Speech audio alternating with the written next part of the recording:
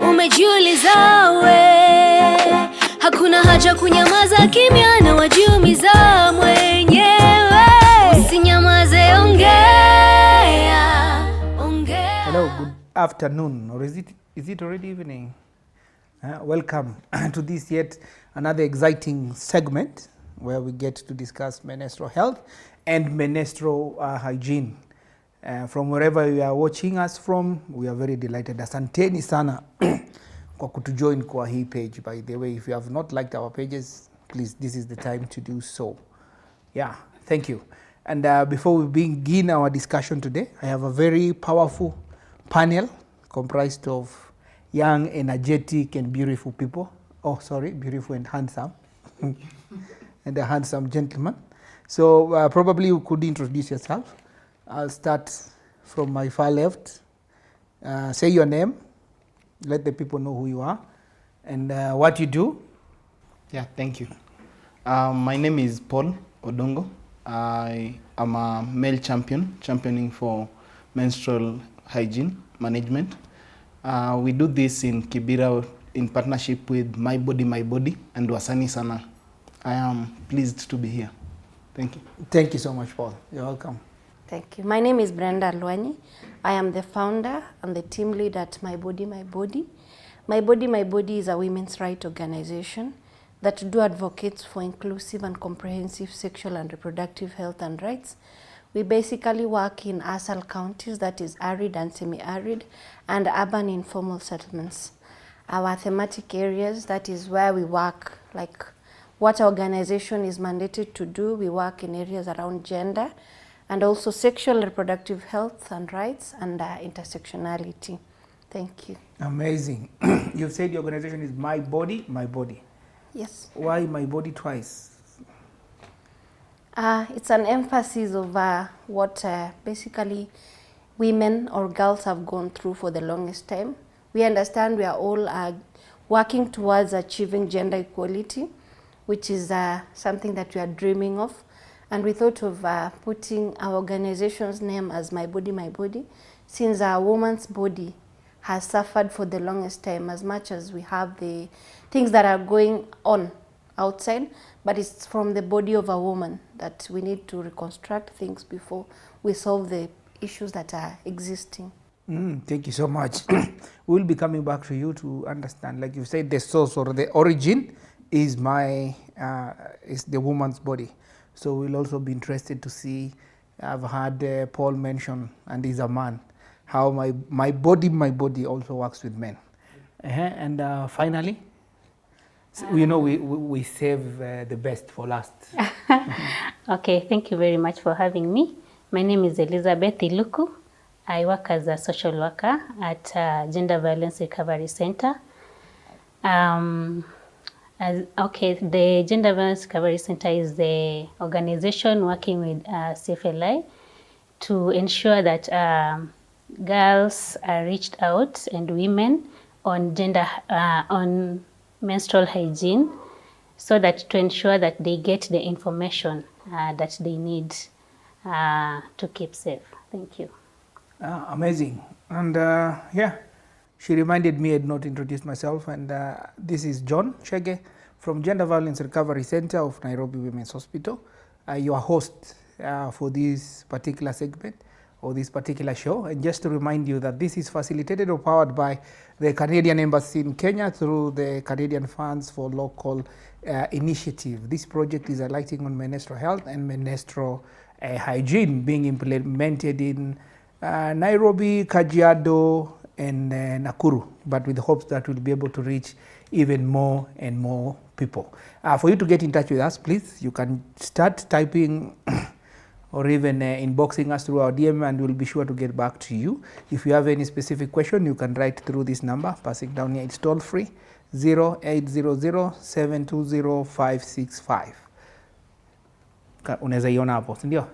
You can call, you can ask any question, or you can leave a comment as we continue. Yeah, now, as we start the session today, Elizabeth, you said that you're a psychologist. maybe for our viewers, kuna wale wengine labda jina psychologist ni kubwa sana, si ndio? I'm sure nikisema psychologist Paul anashangaa psychologist ni kitu gani?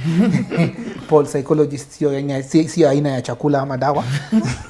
But maybe you can explain to people what you do, break it down. Waeleze tu waelewe ni mwana psychologia ama ni psychologist. Okay, I had said I'm a social worker, but I've also studied psychology. It is the study of mental well-being.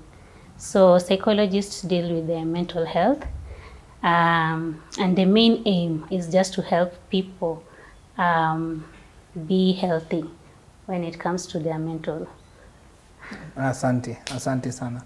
Now maybe Elizabeth, just to you, mara mingi, even as we see this, na wale watu wengine ambao wako pale, we know that there is a relationship between poverty and menstrual health and hygiene. So probably how does poverty period impact the mental health and well-being of girls, especially those ones from affected areas? You know, sometimes you may not be able to afford. I want to presume that's period poverty, and you are attending to periods. How does this impact their mental health? Okay, first of all, I'll start by maybe explaining exactly what period poverty is. It is the state of lack of access to safe and hygienic menstrual products. Lack of access to facilities that are supposed to help women and girls in the hygiene when it comes to the periods or menstruation, and lack of education concerning menstruation. I see. So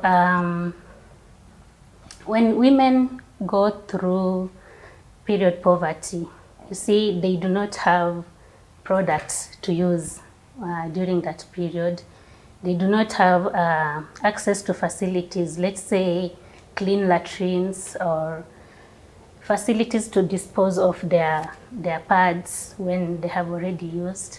And they also don't have access to education that helps them to understand what's really happening to them, how they should conduct themselves during that period, also understanding, understanding that menstruation is a normal process, it's something that is natural to women and girls.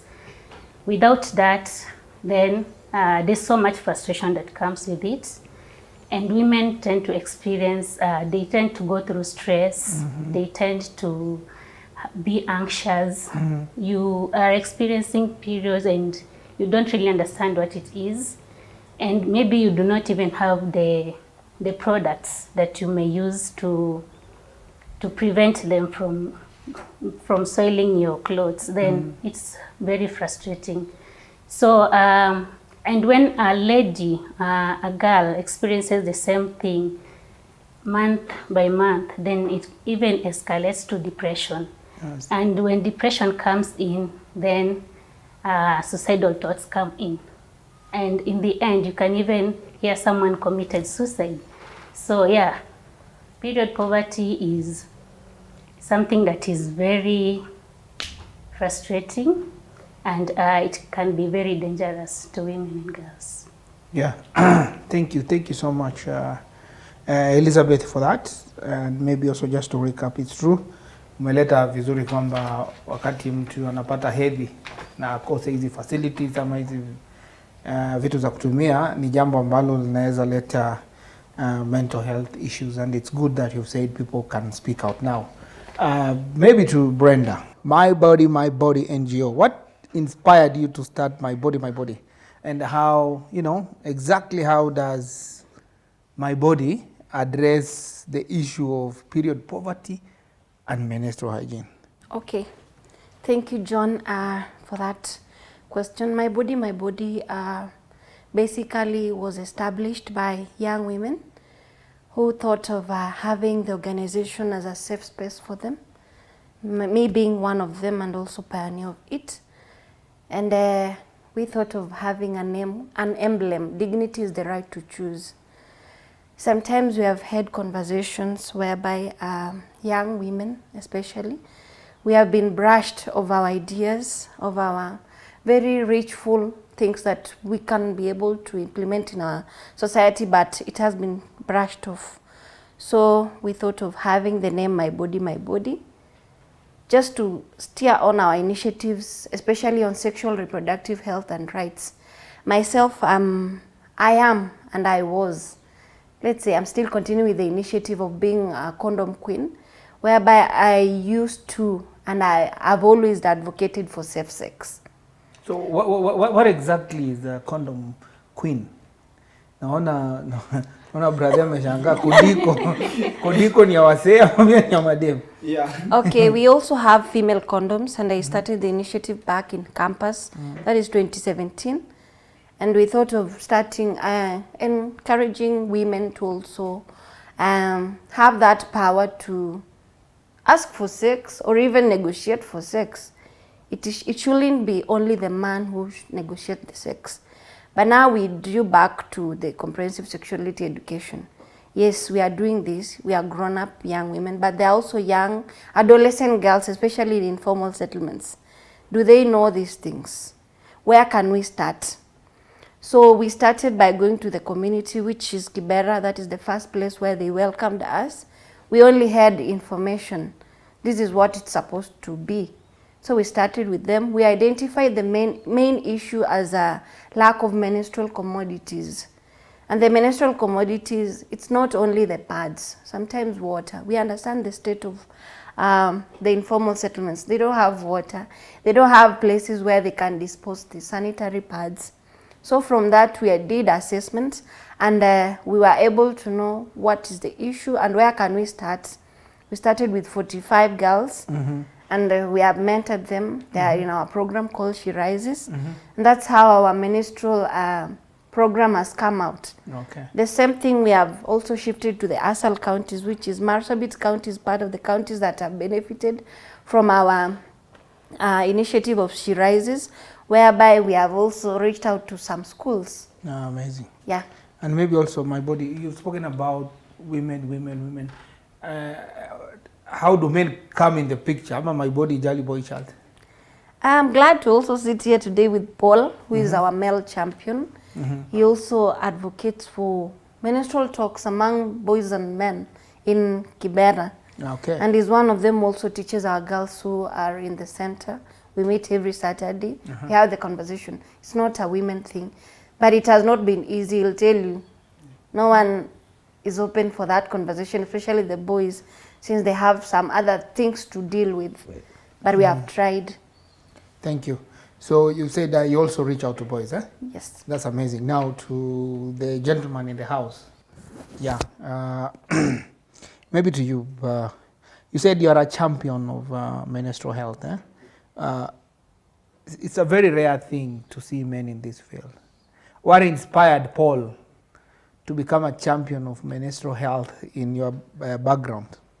And then as you tell us about your inspiration, like why do you wake up every day championing for issues of menstrual health and hygiene? And maybe how do you, like Brenda said and the other colleagues, it is not a very usual area for men.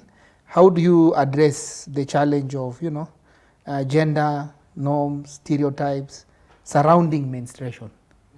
So two things, what inspires you and how do you deal with these gender norms, that surround, gender norms. There are so many stereotypes. Would like you tell us a few. And how do you deal with that challenge? Yeah, so I think for me, living in Kibera, based on what I have grown up experiencing, based on what I have seen, based on what we share with friends, I actually understand that information is power. And I also understand that is one of the most underrated statements, because when you see what lack of information does to people, because if you have information about menstrual health, menstrual hygiene, menstrual management, you'll find out that it's something that's normal, something that should be appreciated, something that our girls should be guided into and encouraged to take pride in. But due to lack of information within our communities, we have developed certain stereotypes and myths and even misconceptions that lead people to shy off from these topics. So you'll find these are taboo topics. They cannot be talked about within the homestead. They cannot be talked about openly within the community spaces. The schools are trying a bit, but it's not enough. So you find that there's a huge gap when it comes to menstrual health management. And that's, I think I felt like I have a part that I can play into bridging this gap.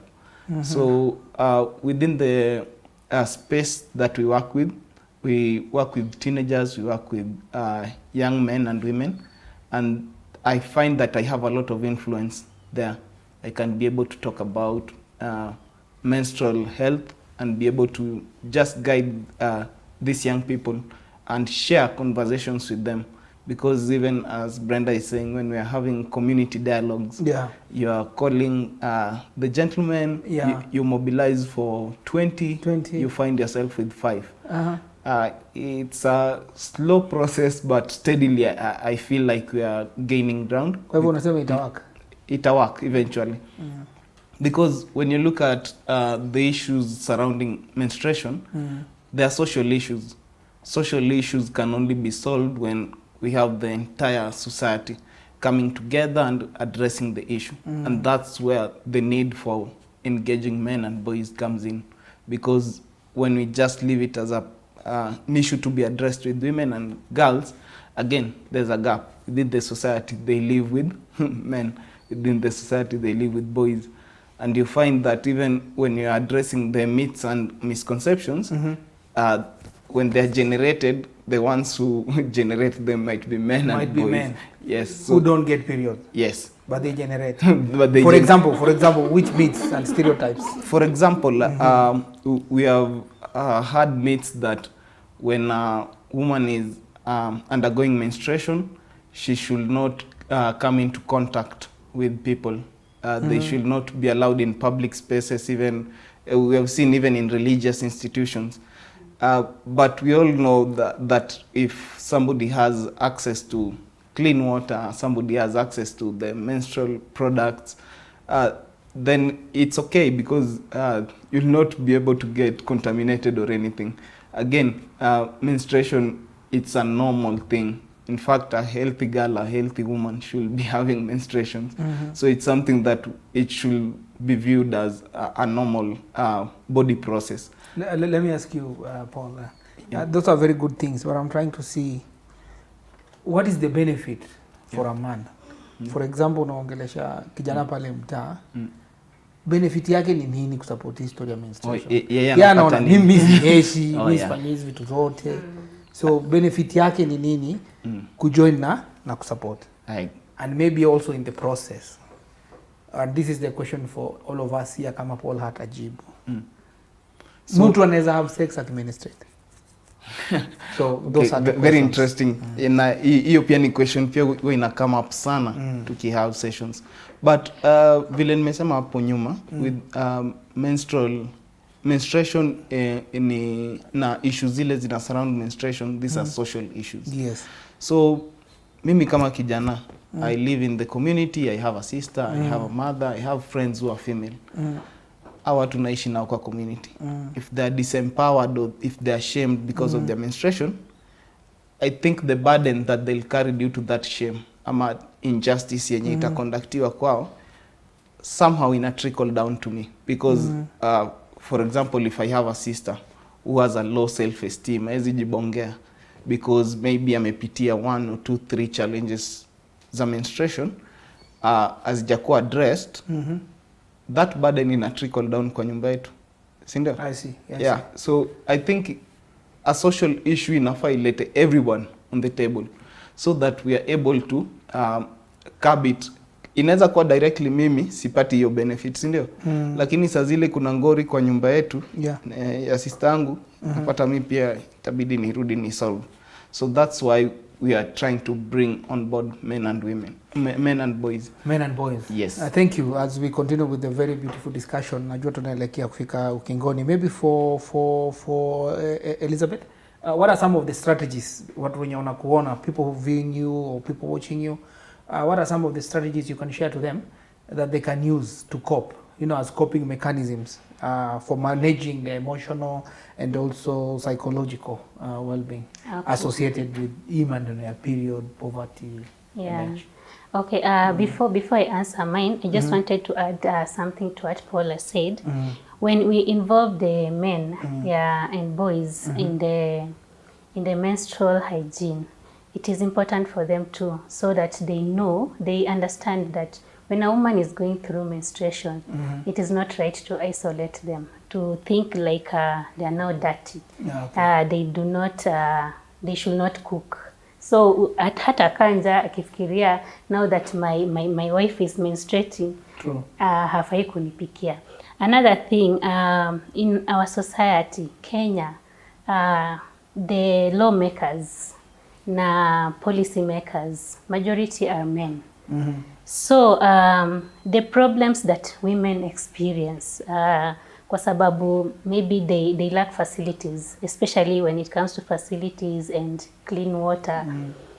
If the men do not understand that the women need these facilities, then unaona bado hatutakuwa tumesolve anything. Very true. So to involve them, to make them understand whatever that is happening to a woman, that menstrual hygiene is important, really helps that so that they can actually provide these things that women need. Back to my question, coping mechanisms for menstrual poverty, period poverty. Yes. Okay, I will say that you need to speak to someone. Talk to someone that is trusted. Because when you are in school, then there's a teacher. When you are at home, you can speak to your parents about it. Because sometimes, due to the taboos that are in the society, the girls especially may feel maybe shame, and for that reason, they may not even get help. So one of the most important thing is to seek help. Seek help. Yeah, talk to a counselor. Yeah. And they'll get to be assisted. Thank you very much. And also, how can they reach GVRC? They can reach to GVRC. We have a toll-free number that helps people deal with mental issues. And since this is one of them, we have a number. It's 0800 720 565. So call us anytime. By toll-free, it means that it works day and night. You can reach us anytime. Thank you. Thank you very much. Now, with all that information, maybe to Brenda, because I heard what you do as an organization, and also to the rest of us. So, would you draw any linkages between issues of period poverty or menstrual health and hygiene and GBV? Sure. That is, as I said earlier on, our organization, we digged deep into this, what do they call, the problems or the causes of the vices that are happening, especially that now leads to the menstrual poverty or period poverty. Yeah. And as you can see, GBV, we basically work in the informal settlements. Amazing. And it's a norm. GBV has been normalized there, that even some of the people who stay, they don't know if it's GBV. For example, let's say a girl wants a sanitary pad and she doesn't know anyone to reach out to. And you know, most of these families, their parents always wake up early to go and fetch for their daily bread. This girl doesn't have money. What she'll do next, it's just to get to the next person who can help her. And you know, like poles repel, and unlike poles attract. Depends. It depends. But now that is the chemistry and what happens mostly, as with the conversation that we have with the girls. Yeah. So a girl will tend to reach out to a man for that help, not even a woman, because a woman will tell her, why didn't you ask your mom? You know that process. So the girl will ask this guy, and definitely the guy will want something. Like in Kibra, there's a girl who told us, there is a guy who is, I think, he's the Barbie of the mta. There is a name he's called. So this guy has money, he has business there. And then a girl will, let me use that scenario of a girl reaching out to this guy. I want pad, nimeanza kunyesha. Hata anza kutumia, anze kufikiria atumie sijui hiyo nguo, what and what. The guy will help her with condition. That is what has been happening. If I help you, there is something you have to give back. Remember in this return, girl, in return, this girl is below the age of 18. And we call it defilement. Hata kama the girl has given consent in terms of getting the reward of the menstrual product, but it's still defilement. You see, this thing continues. The same thing. When the girl goes back home and even maybe ask the father or the mother, it might bring family wrangles. Yeah. Why are you asking me? You know, they have so many things that we are doing. We don't have money, we don't have this, then the parents can fight. You see some parents even giving out their children for child marriage so that the family can be provided for.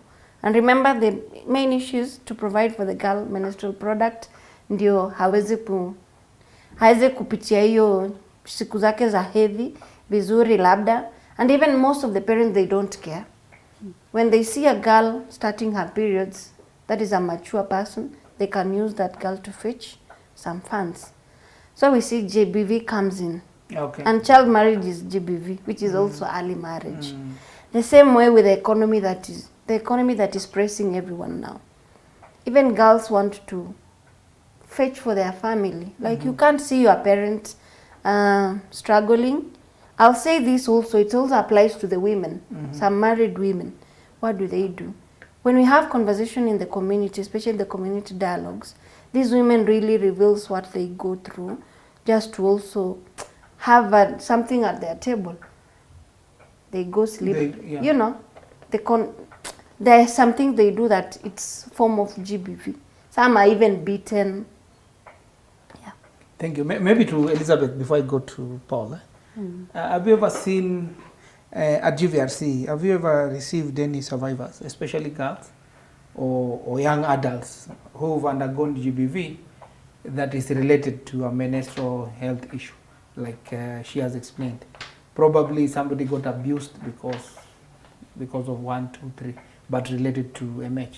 Have you ever received such cases? Yes, we have seen a number of girls coming to us because she was in her periods and she could not get help from her parents, or she could not even ask them for money because she already feels like, my mother, maybe she's staying with a single mom. My mother is already struggling, looking for food, looking for every other thing. So I cannot go to her asking for money to buy pads. Okay. Or I cannot even talk about it, because or even if they talk about it, this mother will be like, you see me struggling to look for food, how do you ask me for pads? So it happens a lot, especially to young girls. Oh, it does. It's something that you're dealing with, eh? Yes. To also add to that, I think we also received a case some times back, which we referred to GVRC. It was on intimate partner violence, whereby when we dig deep on what was the cause, it was because the lady had asked the boyfriend for some cash to help herself, and the reason behind was to buy sanitary pad. So the guy didn't have money, and he resolved to beating the girl. You know, that's such toxic relationship. And we referred to GVRC, and the girl was helped. I think she was given some sanitary pads.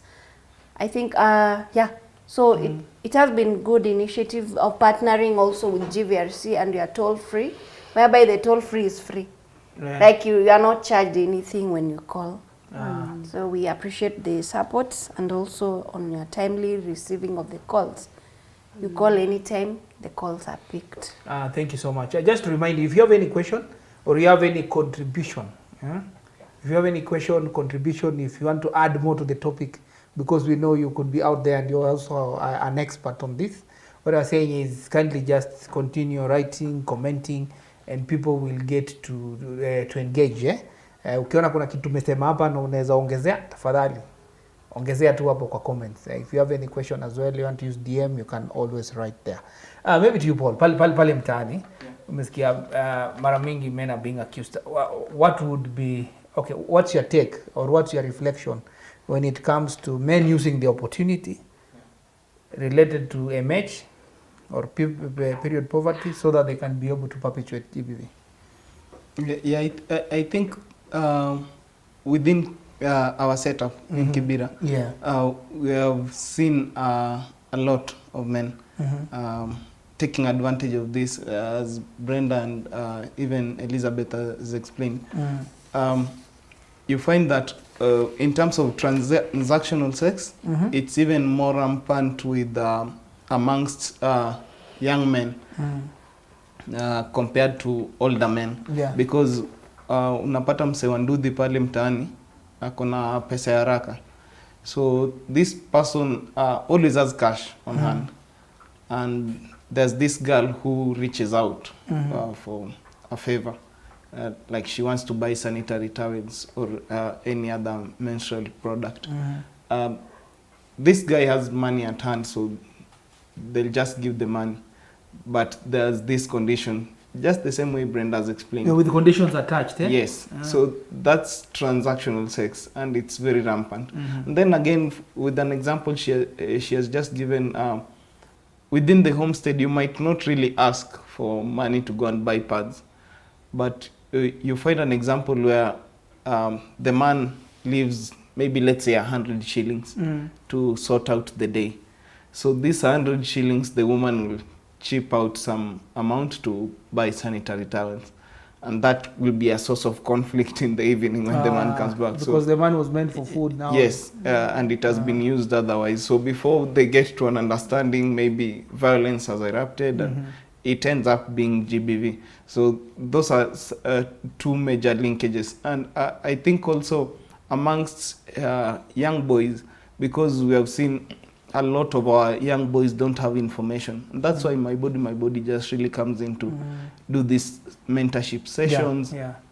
Because they lack information, you find they don't have any connection to these menstrual products. They don't know about menstruation, apart from what maybe they learn at school, and it still has a lot of myths around it. So you find even a young boy cannot touch a sanitary pad, you know? And they'll now be the ones harassing the young girls at school. The other day we were having a community dialogue, and we were hearing about young boys who are harassing girls at school because they have undergone menstruation or their period is showing, has stained their clothes. So when you look at this deeply again, it's just gender-based violence. True.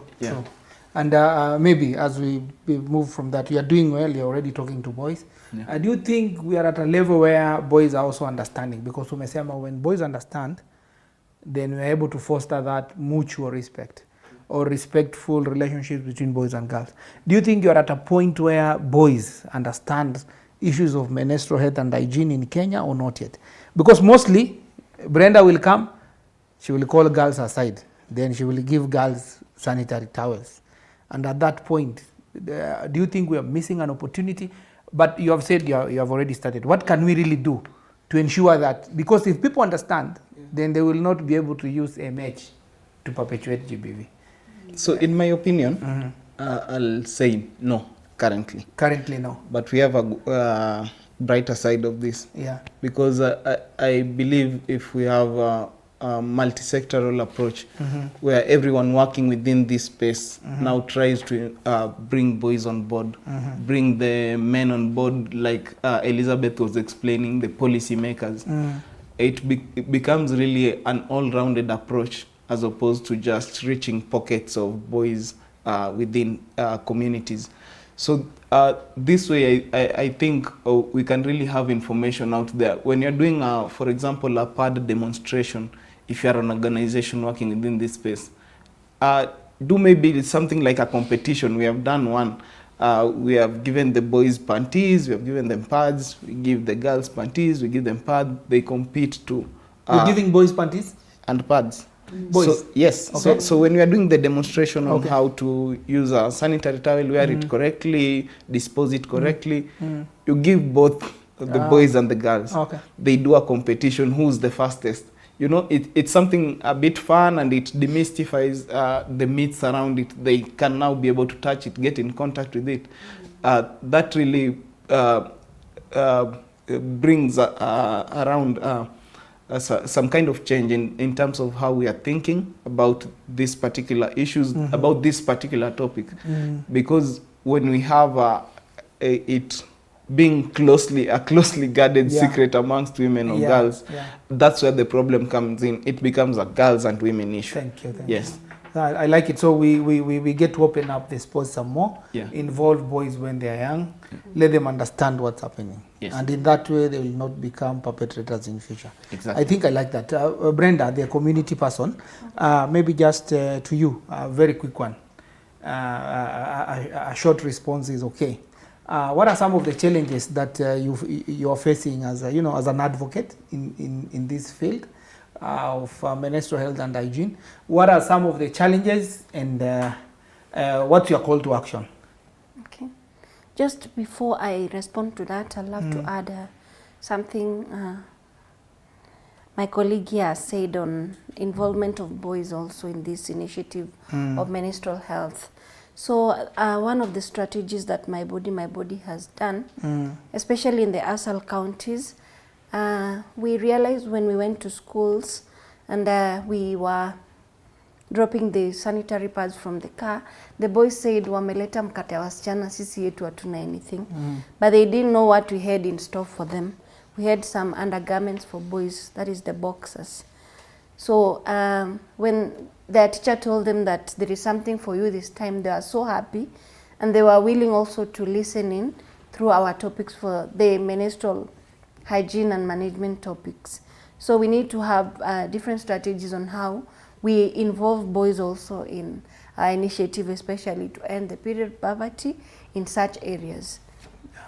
So my response in regards to the challenges that we have undergone and we are still going through it, but through God's grace and through our able partners, we have been able to fill the gap. One main thing which is obvious, lack of adequate resources in terms of finance. Finance in which way? When we go to the field or to the community, that is informal settlement or the ASAL counties, we need some funds to facilitate our movement. It has been a challenge as much as we get the commodities, especially the sanitary pads, the dignity kits. So getting commodities is not a big issue. It's not a big issue. So the big issue is how these commodities will get now to the community or to the right people. Like now we were trying to reach out to Kibera. We don't have some funds to facilitate our sessions. You know, we need to pay the halls to have the sessions. But still we also have good friends who support us free. Another challenge in terms of also purchasing the product, I can't say that we are able to do it sustainably every time. We give the girls 3 months, then we pause, we look for them from the partners who at times they don't have in store, but they do promise us they have. Another issue also is when it comes to the policies that surrounds menstrual management. We had one here in Nairobi that was done by Nivali Shepherd. We are part of it, that policy brief that was developed. We have so many good things that are there inside, but they are not being implemented.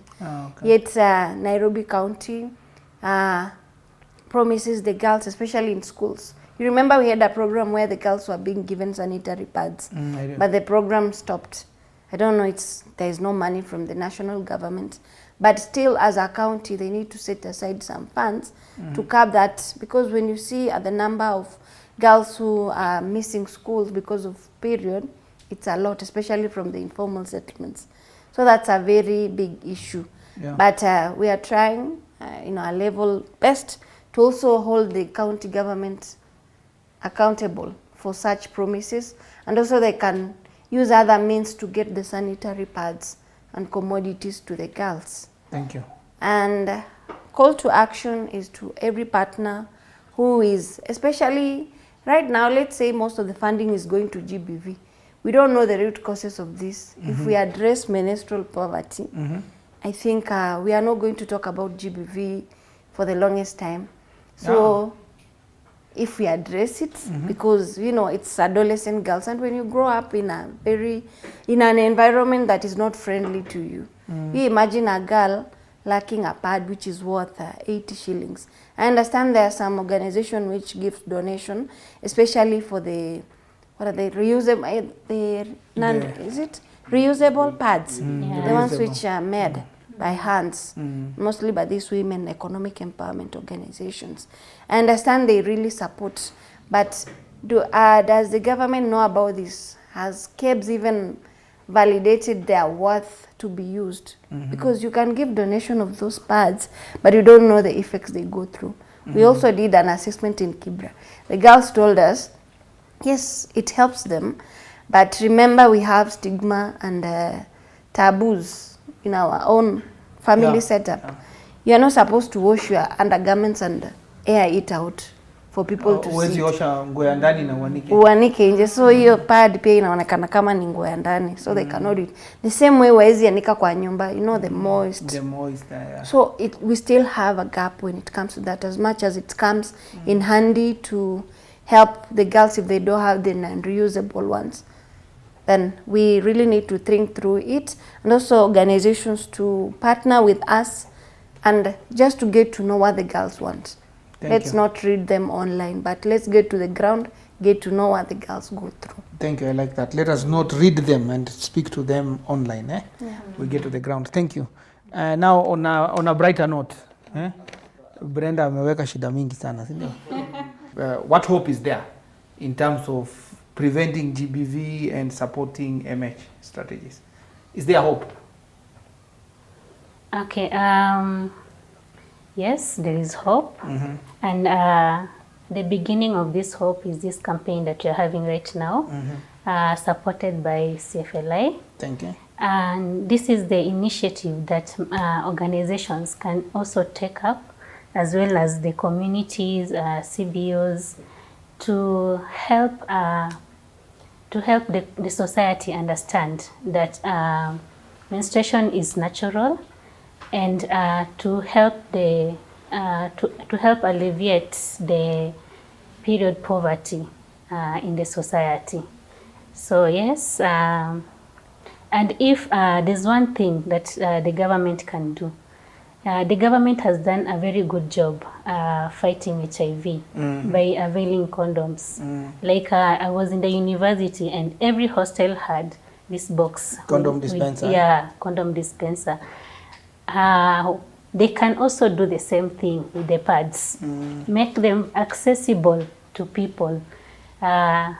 So that you can get pad dispensers. Yeah, pad dispensers. We need those ones available, so that these girls, whenever they need them, they can easily access them and use them. And for that, there won't be cases of GBV because someone was going to look for pads. Amen. Thank you so much, Elizabeth. This is a very quick one among the three of you. Let us see if you are told to come up with a very quick slogan addressing GBV and menstrual health. What would be the slogan? Come up with a slogan very quickly. Two words to only. My period. My period. My pride. My pride. Dignify my period. Dignify my period. Dignify my period. I'm saying this because I can defend this slogan.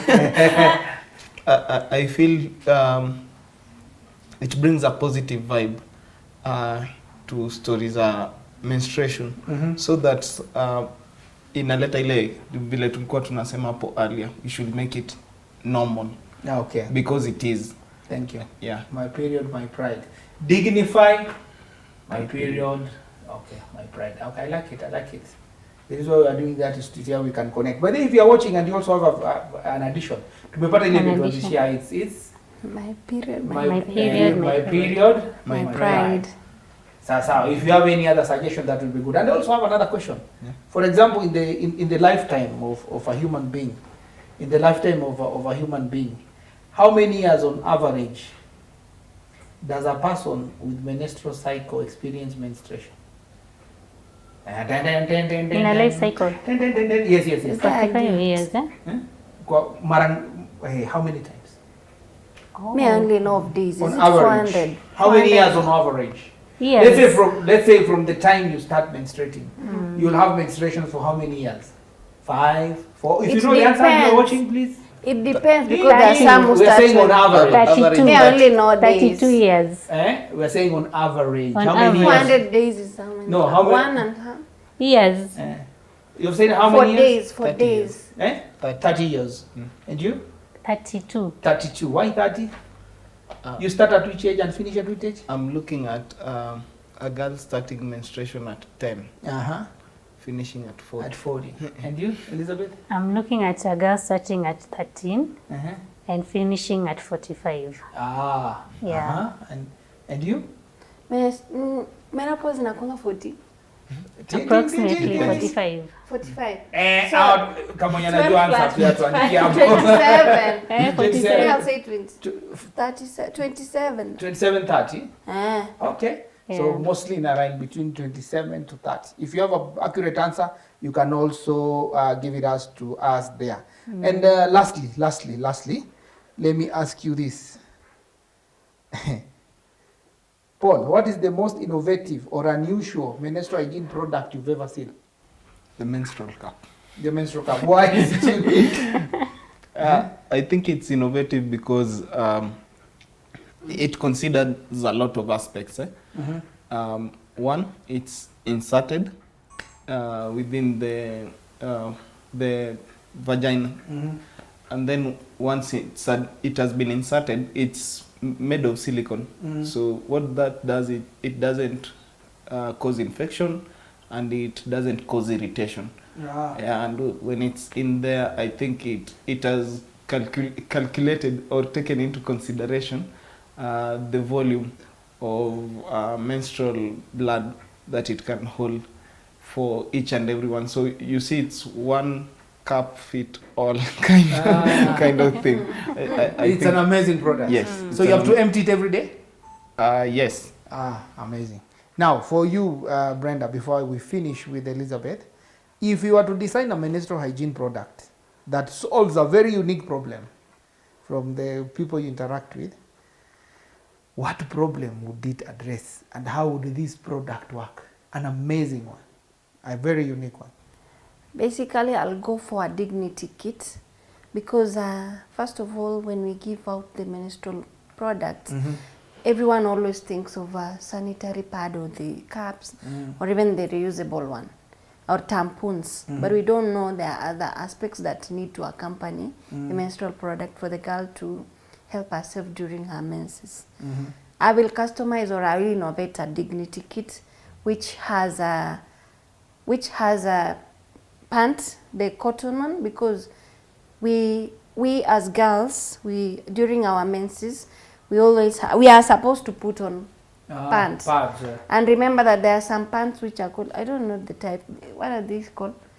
There are some materials of pants that when someone puts on, that one, which can even affect you. You know, our inner part is very sensitive. That's why it's always recommended for one to have a cotton pant, so that even if the period surpasses your pad, it can be able to hold it. I'll customize it in that way. Also, lotion or perfume or mafuta, any kind that one can be able to apply after she has showered. The same way, we also have a tissue. Apply where? You also apply when you are On the vagina? yes. Okay. Yes, it's very Just important. trying- You're not supposed to be dry. This thing has to be taken care of. We agree. Yes. So you have said yours would be a dignity kit because it solves a lot of It problems. solves a lot of problems. Thank you. And one can be able to carry it. And I always advocate for the reusable pad, because one is able to carry it anywhere. And sometimes there is a company which is called AfriPad whom we are partnering with, and they'll be supporting us to do a project in Western Kenya. And they have this pad that lasts for a year. You imagine having that, but you know, everyone has their own preference. And that's why you need to choose whatever it's best suits you. And so, when you least expect that you don't have, maybe like the disposable one, you can resolve to using the reusable. Thank you. But use the best quality. So you've said for you, there's a dignity kit that works for all. Yes. To Elizabeth, and now as a wrap up, what in your line of work and experience, what stereotype or misconception would you like everyone to know? What stereotype would you like everyone to know that has really contributed to GBV and is related to MH? Okay, that it is shameful to be on periods. That being on period is being dirty. So this lady, this girl, a woman who is in her periods should not even speak about it. Should be like secretive about it. And for that reason, so many girls, women have suffered a lot. They've ended up in the hands of people that would abuse them in the end, because they just helped them to buy, because this lady trusted this man and went to them to talk to them about this secret, about the secret that they are going through. They ended up being raped, they ended up being defiled. And we've had so many girls coming to us actually pregnant because they were keeping this secret. Amazing. And this man also wanted something from them in return, which of course they had to agree, because this man actually can talk about me, najua, can speak about my secret, which I do not want people to know. Thank you. Yeah. And it's good. Thank you, viewers. If you have any more ideas on how we can prevent GBV related to menstrual health and hygiene, as always, feel free to put it there. And it's a pleasure to have a man, a champion for MH and GBV issues in the community, representing the people of Kibra and the entire nation. Paul, let me ask you a question. Because me, najua tushamaliza hii sasa ni just for fun. Kuna ile party yako watu wajue tu kwamba wewe ni msanii. If I told you to come up with something, maybe a poem, a few lines, or a small song addressing issues of GBV and MH, na sisi ndio mbogi yako, ni nini unaweza tufundisha in 5 seconds as we finish na tunaambiwa tumemaliza? In 5 seconds? Yes, what can you come up with? Okay. So nataka kugawia watu roles. Si tuko hapa tumeshamaliza actually. Tumeshamaliza mimi na wewe. Yeah. Tutasema for a very long time. Yes. Mtanijibu it's been viewed as a women issue. Okay. Tena tutarudia for a very long time. Watasema we have ignored others who also suffer broken tissues. Jaribu. 1, 2. We have ignored others who also suffer broken tissues. Tutawasupport tukiendelea. Sawa. 1. For a very long time. For a very long time. We have ignored others. We have ignored others. For a very long time. We have ignored others who also suffer broken tissue. So, who also suffer? I want to. Sisi yetu ni rahisi. For a very long time. We have ignored others. For a very long time. We have ignored others who have suffered from broken tissues. Turudia mwisho. Ya mwisho sasa. 1, 2, 3. For a very long time. We have ignored others. For a very long time. We have ignored others who have always suffered from broken tissues. Thank you, for a very long time. Ongezea hapo hiyo yangu. Yeah. Thank you. Awesome. Now remember, special thanks to Canadian Embassy in Kenya through the Canadian Fund for Local Initiative for enabling us have this session. And we look forward to your comments to how best we can do this and how to improve it. Also remember to tune in every week for watch out our social media spaces for more continued content on this. And above all, we thank you for watching and being with us. Asanteni sana. For a very long time. Kata hiyo kitu. Aje, umejiuliza we, hakuna haja kunyamaza kimya na wajiumiza.